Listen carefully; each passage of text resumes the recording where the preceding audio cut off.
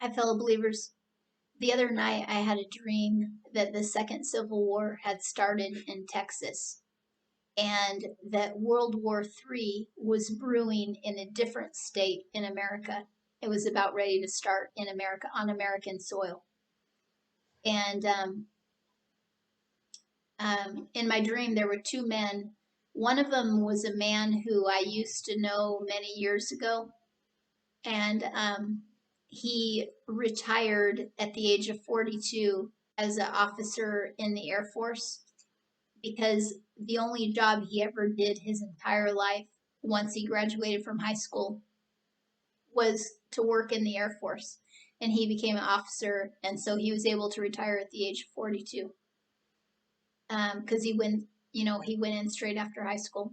Well, anyway, in my dream, he was there, and his friends, not the military, his friends were calling him to go fight in Texas because that's where the Civil War had begun, and it had just begun. And then there was another man who I didn't know, and his friends were calling him to go fight in another state that I think was a Midwest state. Like, I don't know, maybe Michigan or something, or lower than that. I'm not really sure. Um,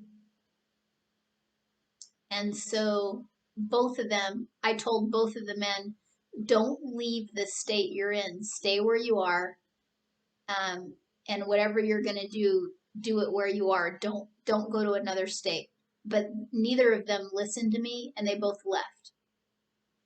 And then the Chinese troops showed up on U.S. soil, and they were marching in rows of three, and um, they were dressed up. They didn't look Chinese, but I knew they were Chinese in my dream. And they actually looked like German Nazi soldiers. And they were dressed up like the characters on Stalag, that old TV show, Stalag 17, where it was a POW camp for American soldiers that was being held by the Nazis. And anyway, so that's how they were dressed, was like the Nazis on Stalag 17. And they were marching in rows of three. And so the very first row of officers, there was three officers there that were Chinese. And I knew in my dream that when they first landed in U.S. soil, they weren't allowed to do anything. They weren't allowed to harm us or interfere with what was going on with us, with the Civil War and all that.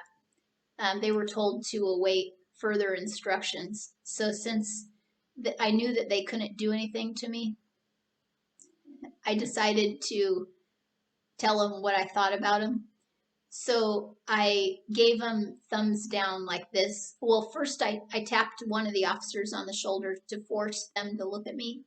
And then I gave them thumbs down. And I said, life, liberty, and the pursuit of happiness. And the leader officer mocked me by saying back, life, TV, and the pursuit of happiness. And then I said, God bless America. And then he said back, God bless, and he named some man who I've never heard of before, and I don't remember what the name was, but it was like a 3-word name, like he had a middle name.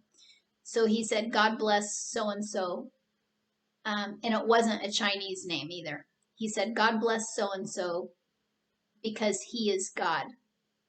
And then I said, well, I had every intention of saying, God bless Jesus because Jesus is God, which is kind of a silly thing to say. Because either God blesses us or we bless him, but God doesn't bless himself. But I just wanted to point out that Jesus is God. But I didn't get to the second part of my sentence because as soon as I said God bless Jesus, as soon as I said the name Jesus the first time, they all disappeared and my dream was over. So I know that they were demons because whenever I have dreams that have demons in them, as soon as I say the name Jesus, they disappear and I wake up, which is what happened. I woke up. So, but it was just interesting how civil war had started in Texas, and um, and World War III was brewing in a different state. It was right about to start, and the Chinese had arrived, and they were awaiting further instructions. And I believe because they were going to help out with World War III starting. So I'm not saying that this dream is prophetic because it could actually be a result of things that have been on my mind for a long time. For several months, well, a few months anyway, a couple of months, I've been believing that there's a possibility that we could have civil war, and and I felt like um,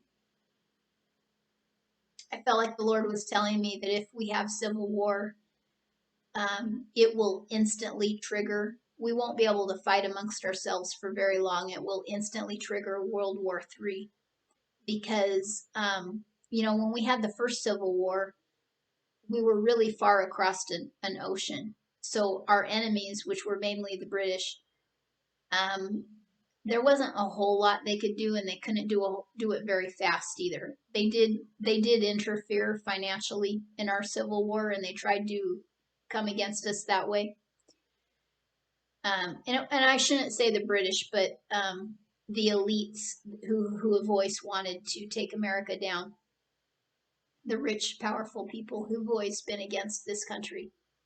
Um, they couldn't do a whole lot back then.